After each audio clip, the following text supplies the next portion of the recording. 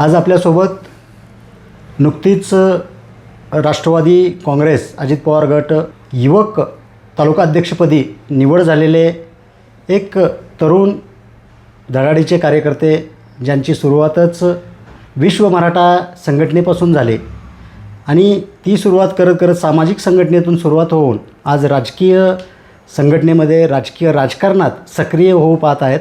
तर आपण त्यांच्याशी बातचीत करूया. नमस्कार. मी बाबा पवार. मी सर्वप्रथम 2019मध्ये विश्व मराठा संघटनेमध्ये मला तालुकाध्यक्ष म्हणून निवड झाली. मला काम करण्याची संधी भेटली.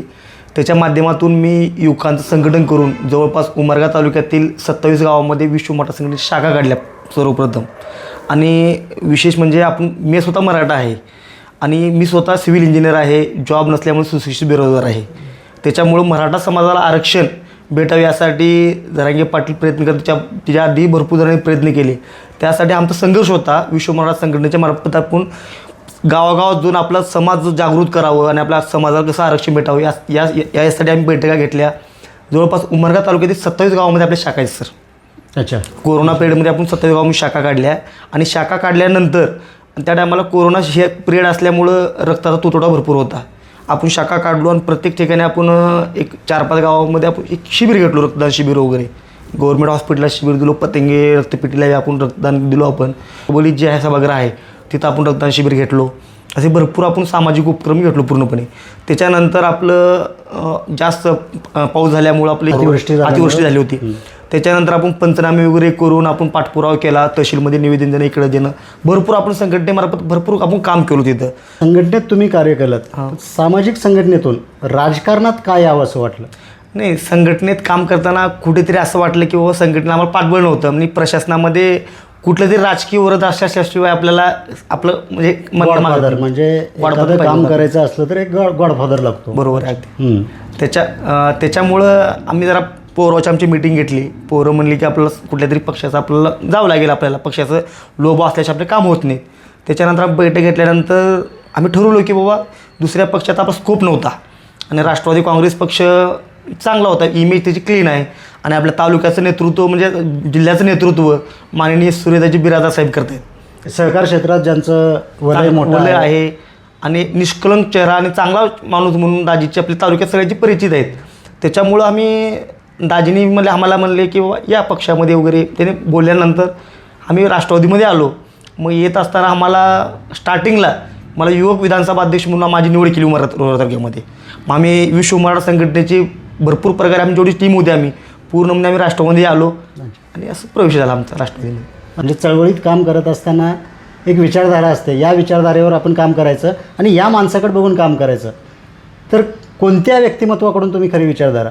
नाही, आम्ही लहान जेव्हा होतो आमच्या गावामध्ये जर बघायला गेलं तर आमच्या गावामध्ये शिवसेनावर काँग्रेस होते. आमच्या गावामध्ये राष्ट्रवादी हा म्हणजे जवळपास नव्हतीच. त्या टायमाला आम्ही शिवसेनेचं रवी सर आपले होते. रवी सरच्या आमच्या गावामध्ये पूर्ण फॅन आणि त्या टायमाला आम्ही सरांचे फॅन होतो खरं सांगायचं म्हणजे काय. कारण ते शिवसेनेचं गाणं वगैरे ते आम्ही शिवजयंती असतो, गणपती उत्सव असतो, ते गाणं ऐकायचं आम्ही लहानपणापासून त्याचे फॅन होतो आम्ही. जे रिअल सांगायचं म्हणजे काय. पण विषय असा झाला की आम्ही स्थानिकचा जर विचार केला गेलं तर शिवसेनेमध्ये भरपूर नेते आहेत आमच्या गावामध्ये, काँग्रेसमध्ये होते, सगळीकडे होते आणि राष्ट्रवादीमध्ये आम्हाला स्कोप दिसला, गावामध्ये कोण नव्हतं. त्याच्यामुळे आणि तालुक्याचं नेतृत्व म्हणून दाजीसारखा सोजत चेहरा कुठं नव्हताच. त्याच्यामुळे आम्ही राष्ट्रवादीमध्ये झालो. अच्छा.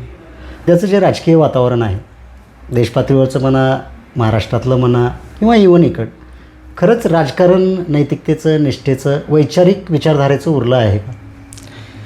कसं आहे माहिती आहे का, जे प्रामाणिक कार्यकर्ते काम करतात त्यांना आता सांगायचं म्हणजे आता प्रामाणिक कार्यकर्त्याचं राजकारण राहिलंच नाही. जे नेत्याच्या पुढी करतात, जे नेत्याच्या मागं करतात त्यांनाच मोठे पदं भेटतात, नगरसेवक असल्या कुठलीही तिकीटे भेटतात. सामान्य कार्यकर्त्याचं राहिलंच नाही. पण आमच्या पक्षामध्ये खूप थोडा वेगळा आहे. आमच्या पक्षामध्ये ज्याचं संघटन चांगलं आहे, जो कार्यकर्ता काम करतो अशाच माणसाला 100% दाजी संधी देतात. आता मला बघा ना, मी एक साधारण कार्यकर्ता होतो, आपलं काहीच नव्हतं, माझं राजकीय बॅकग्राऊंड काहीच नाही, काही नाही. स्टार्टिंगला मला राज्याने विधानसभा अध्यक्ष पद दिले. शेतकऱ्याचा मुलगा, आपलं काहीच नसताना विधानसभा अध्यक्ष पद दिले, पण पद दिल्यानंतरही गाव तिथं राष्ट्रवादी आणि घर तिथं कार्यकर्ता हे आम्ही मोहीम राबवली पूर्णपणे. आम्ही जवळपास भरपूर गावामध्ये शाखेचं उद्घाटन वगैरे केलो आम्ही. भरपूर युवकाची टीम राष्ट्रवादीमध्ये खडी गेली आम्ही त्या काळामध्ये. पुढची आता म्हणजे येत्या काळामध्ये म्हणजे 15 दिवसातच 5 फेब्रुवारीला जिल्हा परिषद आणि पंचायत समितीच्या निवडणुका आहेत. या पार्श्वभूमीवर तरी तुमची निवड केलेली नाही? तसं म्हणता येणार नाही, कारण मी जवळपास 23 जून 2021 साली माझी निवड झाली वर्षी.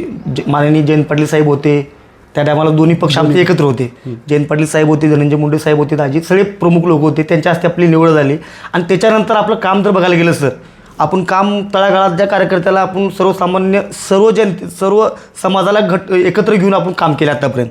आपलं पाठीमागची पार्श्वभूमी आपलं संघटन चांगलं आहे आणि एकंदरीत दाजी हे संघटन ज्याचं चांगलं आहे, ज्यानं काम करतो कार्यकर्ता, अशा माणसाला संधी दिली. कुठेतरी आता मला म्हणून नाही, काम करणाऱ्या माणसाला संधी भेटली.